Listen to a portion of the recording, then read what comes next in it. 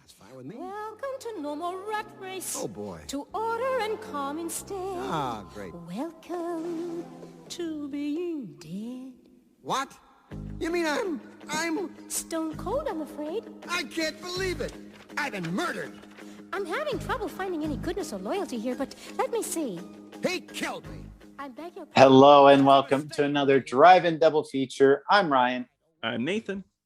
And this is the podcast where we talk about 2 movies a week every Tuesday and Thursday. But before we get into anything, we have a Patreon over at patreon.com/drive-in-double-feature-podcast. Just some off-the-cuff conversations, some games, maybe a guest every now and then. But it's just Nathan and I having some fun, providing some extra content to you guys, showing your support. We appreciate you. If you want to drop some support on us, feel free to do so. If not, it doesn't affect any regular content. We still love you being here regardless. But today we're going to be talking about 1989's All Dogs Go to Heaven, which is directed by the legendary Don Bluth. And it's continuing our last movie of Burt Reynolds month, Nathan. It's been a journey. It really has. Like I said at the beginning, I didn't know much about Burt Reynolds, and now I'm here at the end, and I'm legitimately like, whenever last week we ended, it's like, oh, next week's the last week. I was a little sad. I was like, oh man, we're done already. So the guys won me over. And I got to say, if you listen to last week's episode and this week, spoiler alert, this is a really strong week to end on, for me at least. Yeah, no, for sure. Especially with a movie as legendary as All Dogs Go to Heaven.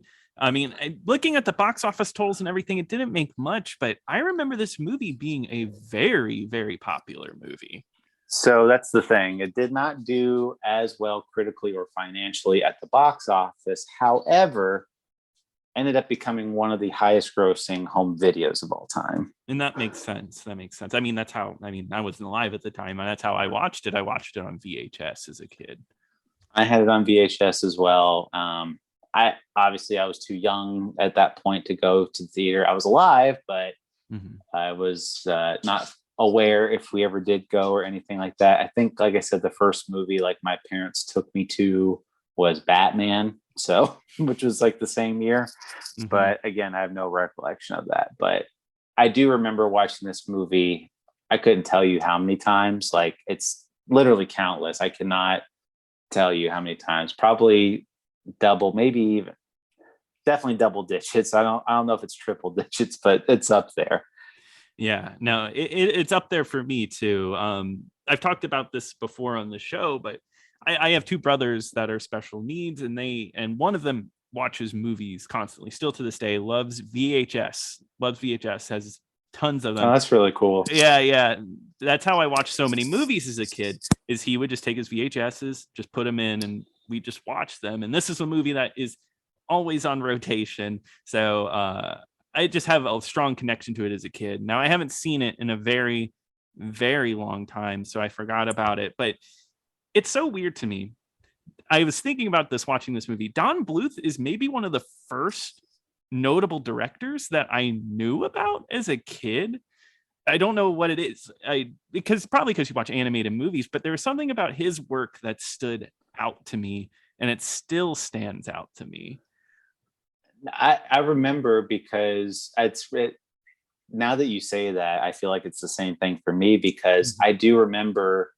So like on the VHSs for a lot of his tapes, it would be like, oh, see Don Bluth's next picture. And then for this one, it was advertising Rockadoodle. Yeah. And that one, I remember seeing Rockadoodle in theaters. I've never seen Rockadoodle. And you could probably skip that one, to be quite honest. But it's just, it reminds me, I just, like you said, it would be like Don Bluth. And I'm like, who the heck is Don Bluth? I mean, I didn't know what a director did, or really, but I knew who Don Bluth was. Yeah, I did too. I remember seeing Titan AE in the theater, because I was like 5 years old when that came out, and that being a big deal. Like, my parents were like, yeah, this is the guy who made the the Fievel movie, An American Tail, and Land Before Time. And it's like, oh, I love those movies. That's awesome. I'm really excited to see this one. So yeah, no, it's cool. He's a legendary guy. Yeah, and I think we should offer a little bit of backstory into him a little bit, because he has had an extraordinary career. He started out as a Disney animator. He worked on like Sleeping Beauty, worked on a lot of them from like the 70s, Robin Hood. Actually, he started out in the 50s, and then he took like a 10-year hiatus and started running like a church. Really? I didn't know that. Like I said, he did mission work for the Mormon Church in Argentina. and then he ended up opening his own theater in Culver City. Okay. And then after that, he went back and became an animator for Disney again, and went and, like I said, worked on Robin Hood, worked on Pete's Dragon, a lot of the Winnie the Pooh, and the Rescuers. And then his last one that he did animation on was The Fox and the Hound. And that's where he was just kind of like, you know what, this is a little too boring. I feel like I'm being stifled creatively. Yeah. So I'm going to go out and do my own thing. Yeah. And wasn't that during the time when Disney was heavily reusing old animation cells to redo work to kind of cut financially, like, make it a little cheaper to make the movies and everything? And right. They did that they took like cells from like the Jungle Book, like the way Mowgli was walking, and then they just painted over them. And then with Christopher Robin. Exactly. No, you're right. They did reuse a lot of that work. And I'm sure that was hard to see for Don Bluth, because hearing the man talk, he seems like somebody who's a perfectionist, really was a creative force. And one thing too that I appreciate about his earlier work, maybe not so much his later ones, but he loves tackling adult themes in these movies. Like, he's not afraid to get dark and go real heavy on some of these movies. Yeah, I don't know what it is, but everybody remembers Land Before Time being like one of the saddest openings to a movie. Like, that movie gets so dark, but when you're a kid, you put yourself through that. I rewatched that movie and was sad like every time, but I rewatched it multiple times. There's something about being a kid, like you can tackle those dark subjects, and I guess Don Bluth knew that. I knew he knew that we can handle stuff like that. Yeah. So he worked on those two. He worked on American Tail, like you said, and he worked on Land Before Time. But then that was him teaming up with Steven Spielberg for those movies. But again, Steven Spielberg had like the final say on a lot of that stuff. Because he's Spielberg. Yeah, he's Spielberg. So he splintered off, and he's like, all right, now I'm going to do like my own independent. And this was kind of like what All Dogs Go to Heaven was. Exactly. Also, we forgot about Secret of Nim. That's a very important one. How could I forget that one? I remember watching that all the time too. But great movie. Yeah, that's an awesome movie. But yeah, no, I was doing a little bit of research for this, and yeah, All Dogs Go to Heaven. I guess I didn't realize that was his full break from Spielberg. And this continues the adult themes. I completely forgot that this movie has like gambling and beer, and like the main dog is kind of like he's a hound, man. He's doing all these illegal activities. No, and they make it very clear that he's not like the nicest guy. He's doing the thing they have to show is like he's his one ex-partner, Carface, is a really bad guy, but he's not that much better. I mean, he's not abusive or whatever. It's like the little girl in the movie, but he's still not a very nice guy. He talks down to her a lot and basically just like, I'm just going to lie straight to her face until I get whatever I want. So. Yeah, exactly. And I like that about this movie. That's like one of those things, just like you said, Don Bluth isn't afraid to get away from dark things, because I feel like in any other animated movie it'd be a little lighter, but no, it's all there for you. And heck, I should say Burt Reynolds does the voice of the main dog. That's the main dog. I'm forgetting his name, or Charlie. And he dies in the first like 5 minutes of this movie. Oh yeah, and it's not. I mean, you don't see anything obviously, but they run him over with a car. Yeah, yeah, they hit him. And you know what? This dog goes to hell. Just kidding. He goes to heaven, like the title says, because all dogs go to heaven, even if they're horrible, horrible little dogs. They get to go to heaven. Yeah, it's funny because she's reading the book and it's like, I don't see any good deeds that you did here. Well, doesn't matter. You're a dog, so you go to heaven. Yeah, and I guess Burt Reynolds isn't about that. He's very anti going to heaven. He's upset about his death. Well, the thing he makes really clear, because this movie is kind of a musical too. There are some musical numbers, and this is a musical number where he's in heaven and he's singing about all the reasons why he doesn't want to be there. And one thing he makes it really clear is he likes really exciting things. He likes the unexpected. He doesn't like routine. Mm-hmm. And in heaven, she's kind of seeing like it's the same every day. It's like it's the same all the time, and there's nothing that bad that ever happens. It's totally safe up here. Mm-hmm. And he's just like, I don't want any of that. And then he goes and grabs his watch, which is like a representation of his life, and he rewinds it, and he's sent back to Earth. Yeah, and that's where the plot kicks in. And he kind of meets up with he has a best friend who is a dachshund, played by Dom DeLuise. Wow. So we didn't have to watch Cannonball Run. We have the team right here, Dom DeLuise and Burt Reynolds. Yeah, you can't separate them, those two. Yeah, and Dom DeLuise playing Itchy. And I mean, I like Burt Reynolds as Charlie, I do, but Dom DeLuise just has the right voice for animation. I really love this character. I think Dom DeLuise brings him like really good life. Oh, well, I mean, he was pretty much in every Don Bluth movie that I could think of. But he did. Yeah. I mean, Secret of NIMH, Fievel, and A Troll in Central Park. that sucks, but that's the one I think about when I think about their team up is that movie.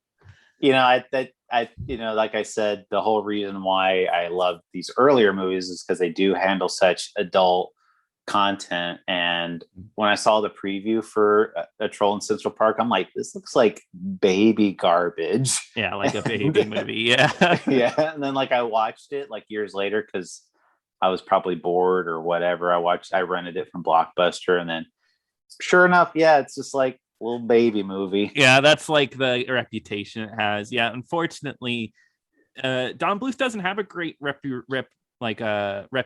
in the 90s.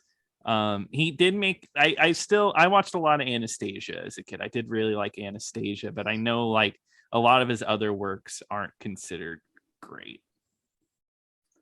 No, and Anastasia was kind of his big hit of the 90s, but I hate to say it, but it's almost kind of like a fluke. Yeah, I could see it. Yeah.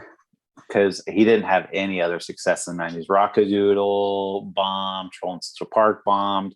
Mm-hmm. Titan AE is one of the biggest box office financial failures of all time. And that was a big deal, and I remember seeing it. But yeah, I guess not a lot of people saw it. I think that I think it's worth watching. I think it's a really good movie. Yeah, and I don't think a lot of them are terrible movies necessarily. Mm-hmm. It's just didn't connect like they used to for whatever reason. And I think, I don't know, I want to say maybe it's really hard to compete with Disney. And when Disney was put during the 90s, when Disney's putting out Aladdin and little Lion King, which was total spectacles, it's just a grand epic event. It's really hard to compete with those movies. It is, because the only way that Don Bluth could compete is because during the 80s that was Disney, that was their dark period, and then they came out with Little Mermaid, which is this movie's direct competitor, and also kind of Don Bluth's downward fall. It just kind of mirrors each other. Isn't that sad? I know that's kind of getting into a little bit later, but that they pitted this movie directly against Little Mermaid. That's just destined to fail, unfortunately, because Little Mermaid is a great movie. Well, I mean, at the time, though, I mean, do you think that they thought it was going to be like such a failure? Because I mean, that is true. What was the like, Disney movie before that? I think Oliver and Company, which Ooh, was not a big hit either. Yeah. And So because they say like they took like a huge gamble on Little Mermaid, but Little Mermaid was like pretty much the thing that saved the whole studio. yeah, that does make sense. And I guess I wonder if like MGM was really like, hey, if this movie can be a success, we can take down Disney's animated studio. Yeah, they were probably looked at Oliver and Company's box office, or just like Black Cauldron, which had a terrible box office. They're probably like, we could beat these movies, no problem. Yeah, no, it's true. And then unfortunately for them, Little Mermaid was a huge success and still is. But yeah, I mean, All Dogs Go to Heaven, it's not like a bad movie got pitted against it. All Dogs Go to Heaven is a good movie that got pitted against it. I will say I have way more emotional attachment to this movie than I do Little Mermaid. Yeah, I would say so. I think I've seen All Dogs Go to Heaven more, but I did watch Little Mermaid as a kid. Oh, I mean, don't get me wrong, Little Mermaid's great, but yeah, I think this movie is the more emotional movie. I think this is Little Mermaid doesn't really make me emotional, and this movie does. There's just something about it. So, getting into the plot, Itchy and Charlie kind of they plan revenge against Carface, and doing this they find out that Carface has kidnapped a girl that can talk to animals, and something about this character just makes me so sad. It's like the most innocent character, and hearing about what happened to that actress, it just like bums me out to no end. I was about to, because I mean, I wasn't like, I get emotional when I was little at the end of the movie, but now knowing what I know now about the actress Judith Barcy and what happened to her, which, getting into it, her father ended up murdering her and her mother and killing himself afterwards. And she was only a little 10-year-old girl at the time and did a lot of acting. She was also Ducky and Little Land Before Time. So who's to say what kind of career trajectory she would have had, just taken like just a horrible event that happened. So knowing what you know now, that this movie was also released posthumously as well. Yeah, and so it's like an ode to her. Even the song at the end credits is made for her, and it's just like, it's just sad. It's just so sad. And especially the way Don Bluth talked about her was like, I wanted her in every movie and everything. And she does a great job in this. I think that character, Anne Marie, just, she is a child, but she was great, just a really nice, innocent character, Oh, I know. I mean, and I don't know if it's just because we've been dealing with a really low bar for child acting, but she did like really, really good.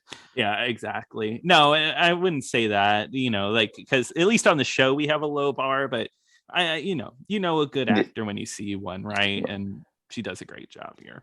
Yeah. But with those events leading up to it, and then this movie is pretty much, the main plot is about death. It's it's really hard to watch, and I was surprised about, I mean, I remember all these scenes. I wasn't any scene I was forgetting, but it's just how violent some of them are. Like Charlie gets gunned down in the middle of the street, like just gets like totally like Tommy gunned right in the middle of the street. He gets Tommy gunned. There's a scene where Itchy gets the crap beat out of him, and you see the after effects of him like limping. And like when I was talking to my sister today about this movie, like literally today, that's the scene she brought up. She's like, oh yeah, that movie's really depressing. They like beat the crap out of the dachshund. I was like, yeah, you're right. I know. And he goes like into this big monologue too, where he's just like, you were supposed to be my friend. Like I stayed here because you were my friend. Like he's just so, like, oh my gosh, this is like heavy stuff. And like it's a very common movie trope or cliche, but that scene is really mean because he's like, Charlie's like, I was just using the little girl to get our way, and as soon as I'm done with her, I'm gonna leave her out in the dust. And she's sitting there listening to it, and she's like just upset. It's so hard hitting for movie meant for children. Oh, I know. And it's just, there's another like really hard, like there's a scene where Charlie goes to hell. Like he's dreaming that he's in hell. And it's just like all these demons are like chomping away at his body. He's like trying to stay out of a river of fire. And there's this big demon looking bat thing. Yeah, it's crazy. And I guess a longer version exists. Don Bluth is the only owner of the uncut version of this hell scene that I guess bumped this movie up to a PG, and they had to cut it out to make it down to a G. So I would love to see that one day. Unfortunately, I did read that he said it was stolen from him at some point. So who's to say? I don't think it'll ever come out at this point. If the thief has it, can he please release it? He or she release it, please. Just release it online. Just give me the file, man. Yeah, you don't need it. You can do it anonymously. It's okay. You can do it. Yeah, I guess that's official lost media then. That's kind of sad. But I mean, what's there is pretty cool. The animation here I think is wonderful. I think there's some really cool characters. And it's animals. And they're not like Robin Hood animals, where they look like humans. They are actual animals, but have like human-like movements. And I think it's very fluid. There's a cheese pizza in this movie that looks absolutely delicious. I remember that cheese pizza. I was like, it's like the best looking pizza in any movie you've ever seen. That and a Goofy movie. Both of those have like amazing looking pizzas in it that I do think about those pizzas. I love that scene because like he brings the pizza and there's little puppies and they're so happy to eat the pizza. Gosh. And there's the little dance that they do all together. Love it. What did you think of the songs of this movie? The songs, they're not very memorable. I will say for me, I don't think they're very memorable, but they are like, they're good, but not like, they're not bad. It's like, would you run out and go buy the album to the soundtrack to this movie? No, that actually was weird for me. So I thought the sound in this movie, if I'm going to nitpick this movie, the sound's not great. I think Burt Reynolds' voiceover is like really quiet for some reason. It might have just been my audio, but I thought it was hard to hear him. No, I agree. It is kind of hard to make out. And I think, I don't know, like one thing I do know I read is that Dom DeLuise and Burt Reynolds did the recording together. Okay. And that's not like a thing they normally did. So it was that way. It was a lot more improvised sort of thing. And and it was funny. I read one story where like, Don Bluth was like listening to them improvising and he was thinking, it's like, oh wow, they're like improvisations, like even better than what's written. And then like Burt Reynolds came out and he's like, and he just patted him on the shoulder. He's like, hey, nice script, kid. But I just shit on it. Yeah. That's funny. And the other thing too was apparently Burt Reynolds was going to do like a real cartoony type of voice for Charlie. Really? No. And like everybody was like, that's a bad idea. Do not do that. And it took Dom DeLuise to be like, it's like I think he said something like, I forget what I read that what was said to him. It was just like, hey, you're Burt Reynolds. Why don't you just shut up and act or something like that? Like you're not the cartoon guy. Exactly. This is like, he's not known for doing wacky voices. He's Burt Reynolds. Well, yeah, it's like, okay, if you're wanting a guy to do a funny voice, you get a guy that does funny voices. If you want Burt Reynolds, I want to hear Burt Reynolds. I don't want to hear Burt Reynolds doing like a goofy accent or a voice or whatever. Wow, what a very, very early thing that people complain about animated movies now, where it's like they get a big star and it's just a big star doing their voice, and that's the draw. But it's so early. Who cares? It's Burt Reynolds. I'm a big Burt head now. So, well, yeah, it's just like, at that point, but we're kind of going all over the place, but we are. Yeah. But I will say though, this is 89. So this is definitely not prime Burt Reynolds years. So I would say though, this is not like a big A-lister doing a movie. This is kind of like guy who's on like the tail end of his career, or like a guy that's trying to like, That's true. He's not as famous as he once was. And that's kind of what, so I mean, you kind of figure like Cannonball Run came out like 8 years before this movie, and it's kind of feels like, can we recapture that magic from Cannonball Run and put the two leads from that movie in this one? And so I would say it's not like, oh, let's just get like a big A-lister. It's just like kind of like, hey, we want somebody that's kind of famous. Who can we get in there that's done some great movies in the past? And they got Burt Reynolds. Hey, and you know what? It's probably you're absolutely right with that. And you know what? I think it's a team up that works. As a kid, I wasn't thinking about it, but now as an adult going back, I think the pick for Burt Reynolds in this role was a good pick. And I think like I was reading that they animated it to match his mannerisms. And I can really see it after watching so many Burt Reynolds in the past month. And it's really funny too that we ended up doing this movie, honestly, because this was the movie that made me want to do Burt Reynolds month. And I wasn't even going to do this movie because I was like, well, there's other Burt Reynolds movies, like, this is a movie for kids or whatever. So maybe not like one to talk about, but hey, fate is funny, happens in certain funny ways, and here we are, we're talking about it. Yeah, everything came first full circle, right? Like, because even you were like, oh, what movie should we do instead? And I was like, oh, well, let's look at Tubi. And it was all of like the movies from Burt Reynolds, like kind of not prime years as you were talking about. And then you said All Dogs Go to Heaven is streaming. I was like, you know what, let's do it. Why not? I feel like that's a prime movie to pick.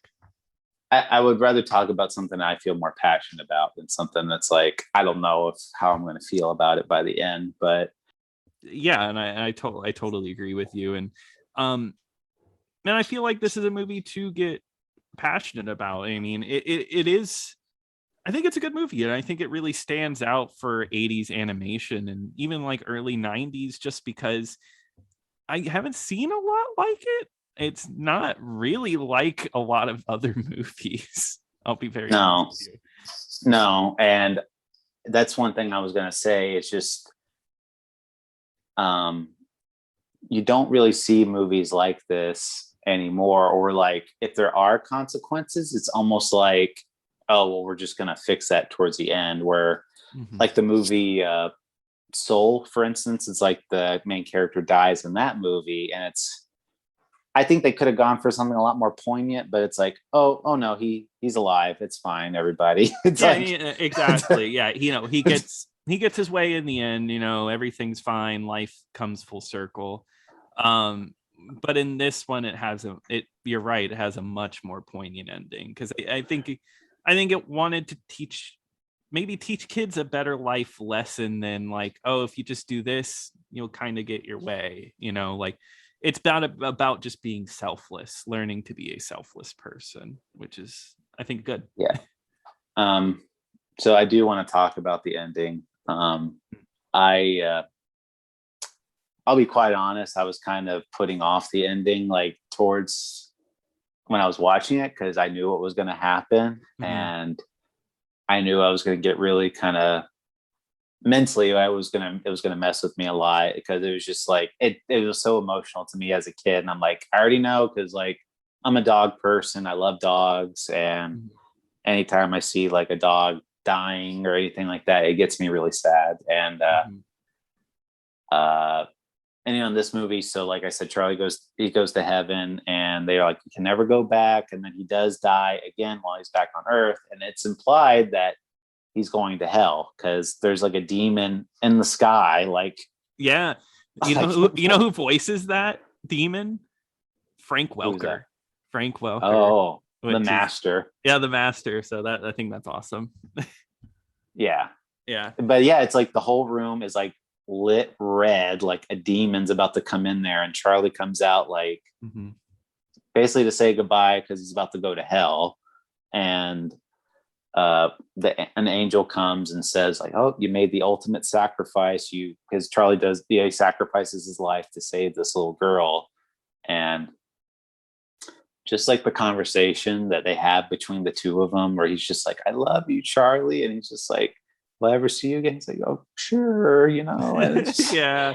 and it's like, and I'm just like reliving all these memories and just like swells of emotion. I'm just like, it's still tough even for me now to watch that movie at the end. Dude, whenever I said yes to this, I didn't think about it. I was like, yeah, why not?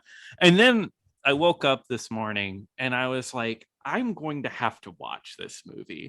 And I know what happens, and I am not ready for this. I almost was like, I'm not ready to be this sad.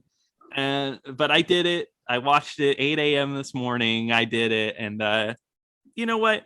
It was really sad, but I survived it. We can survive these things, but it really is emotional. It is quite an emotional ending. And I think that's what makes me like this movie a lot more, is its willingness to do that. And that's stuff that I do miss in movies today, like animated movies specifically, because they interviewed Don Bluth and he was just saying, he's like, every adult has that inner child, and they all, whatever they do to try to stifle it in sort of way, it's in there somewhere. And he's like, I try to make these movies relatable to no matter what your age group is. And I think that's true for this one, maybe not so much later in his later years, but I do think like, it's, whatever age group you're in, I mean, you could definitely relate to it on some level or connect with it in some way. And I think that's kind of lost on a lot of animated movies now, where it's like, we kind of made fun of it, but that there's like a movie coming out is out, Fist of Fury or whatever. And it's just like, and it's like a bunch of like big celebrities. There's fart jokes and a bunch of dumb like one-liners. So it's that kind of stuff where it's just like, all right, this is like so formulaic or whatever, and nobody's taking chances. Yeah, it's just stuff to make easy money, throw on streaming so kids will play it over and over again. They're not, I'm not saying every animated movie is like this, but for every really great animated movie, you get about 10 of these like kind of throwaway movies. And it felt like maybe in this era, every animated movie, they were trying their hardest and really trying to put out good content. Because even in the dark ages of Disney, I think those are some of their best movies hidden in there. So it is sad. It is a little sad. Yeah. And just 2D animation as a whole really is just it's such a rare art form now. And it feels it really is. So I understand like that's just a lot more work and things like that. It's not as cost effective as 3D or whatever, but I think it's timeless. I mean, it's pretty clear that a movie like Snow White or whatever that came out 90 years ago almost, and it still is like, like the standard for like animated movies about how they should look or whatever. And like, our people had like such an emotional connection to it then. Yeah, no, even though you don't like it. Yeah, no. Even though if you listen to our Patreon, Snow White has become my most hated movie. But no, it definitely is like CG. I think no matter it looks great, and I know people put a lot of work into it. And I know we're kind of trailing off here, but even Snow White looks beautiful to this day because it was hard work, hand drawn, and it still looks gorgeous. But CG ages, it ages, and it's hard to say that it still maintains its beauty, those early CG movies. Well, yeah, and again, this is a side rant, but it's like I watched Beauty and the Beast when it first came out on Blu-ray, and it looked just as good, if not even more beautiful, like in full HD, seeing that. But when you go back and watch like the first Toy Story movie and see what the humans looked like in that movie, and you're like, oh wow, like, this is not holding up as well. So it's a movie where you kind of have to be like, well, Toy Story's great, it's an amazing movie, but it looks bad. It was good for the time. It was great for the time. It's luckily all the characters are plastic, so you don't really have to get them looking too great. But the toys look good still, but when the dog and the humans come in, it's a whole different story. Yeah. But no, that's all a side rant. All Dogs Go to Heaven. I guess I don't have a lot to say about the plot because it is very limited. It's short, kind of small. It's a kid's movie, but it's worth a watch. If you haven't seen it in a long time since you were a kid, check it out again. That's what I say. I mean, it's definitely suitable. I think it's suitable for a kid, and I think it's, and like I said, if you grew up watching it, I'd say it still holds up. I mean, it's not corny or hokey or whatever. Like, I mean, there's been some movies that I've gone back and rewatched where I was like, what was I thinking? I liking this movie. And now, but you know, this is one of those where I can calmly say, it's like, you know what? Yeah, this still holds up. Yeah, definitely. And even if I was like, there's gambling and beer, I watched as a kid and that flew over my head. So I think it's crazy how much can fly over your head as a kid. Yeah, but Nathan, you're an alcoholic and a gambling addict now, though. Oh, did it all start here? But hey, I love dogs. Oh no, I'm kidding, Nathan. You're as straight edge as any other guy. So yeah, never touched beer, never touched the slot machine. But no, I mean, you know, you can go back and see problematic imagery in any other movie. And I don't even think this is problematic, but you know, like Pinocchio smoking and drinking and from back in the 40s. So whatever. Exactly. But I give it a recommend. Me too. I'll say that. Me too. So Nathan, we are going to close the book on Burt Reynolds. Burt, we really do appreciate you, and you're a legend.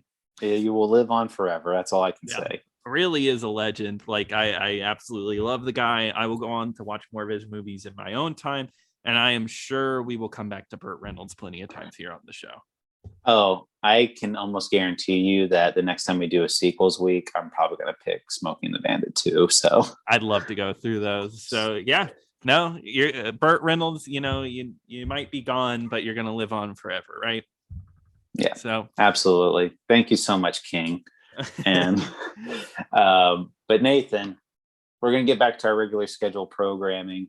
We're going to get back into the old drive-in features. So what are we going to be watching next time? All right. So we are moving to another big movie.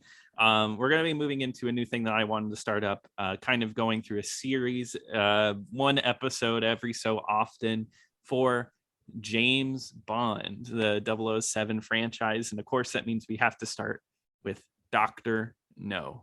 With Sean Connery. That is streaming over on Amazon Prime if you want to check that out for next week. If you like this episode, or if you have any thoughts, opinions, please email us over at driveindoublefeaturpodcast@gmail.com. Don't forget to follow us on Twitter at DIDFpod.